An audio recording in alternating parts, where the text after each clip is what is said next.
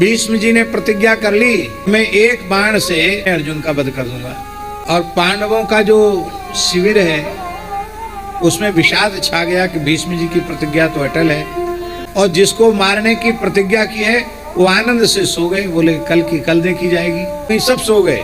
किसके सहारे सो गए? जगने वाले के सहारे। श्री कृष्ण जग रहे हैं, वो परेशान हो रहे हैं। तो भगवान ने पहले द्रौपदी को जगाया, जी जगो, तुमने भीष्म जी की प्रतिज्ञा नहीं? उसने बोले खूब सुनी है।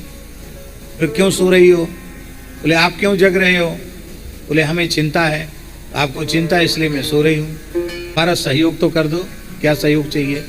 बोले अर्जुन को जगाओ, मेरे जगाने से जग नहीं रहा है। द्रौपदी जगाने गई तो अर्जुन के रोम रोम से कृष्ण कृष्ण कृष्ण कृष्ण कृष्ण निकल रहा था। तो द्रौपदी बहुत व्याकुल हो गई, प्रेम से चरण दबाने लगी। वो सुनो तो सही क्या आवाज आ रही है। तो भगवान ने जैसे ही सुना कि अर्जुन एकदम सुसुप्ति में सोए हुए हैं और उनके रोम रोम से नाम प्रकट हो रहा है, अब ठाकुर जी भी चरण दबाने लगे। उसी समय नारद जी आ गए तो उन्होंने अपने ब्रह्मा जी से तार मिलाए, पिताजी झांकी का दर्शन कर लो। लक्ष्मी जी जिनके चरण पलोड़ती हैं वो श्री कृष्ण अर्जुन के चरण दबा रहे हैं। उसी समय पार्वती जी ने शंकर जी से पूछा, महाराज किसी ऐसे भक्त का दर्शन कराओ जो इस समय भगवान को सबसे अधिक प्रिय हो। बोले तो चलो हमारे साथ चलना पड़ेगा। भोले बाबा पार्वती जी के सहित आए तो देखा कि कोई नारद जी पंखा झल रहे हैं, तो कोई चरण दबा रहा है, तो कोई नाच रहा है, कोई गा रहा है, अर्जुन सो रहे हैं।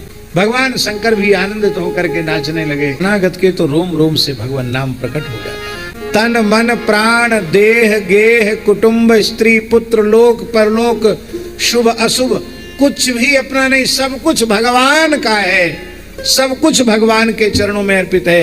आत्मना सह निवेदयामि, अपने सहित सब कुछ भगवान के चरणों में समर्पण कर देता है और हृदय से कहता है, हे रंगनाथ तवास्मि, हे श्री राम तवास्मि, हे श्री कृष्ण तवास्मि, हे श्रीमन नारायण तवास्मि।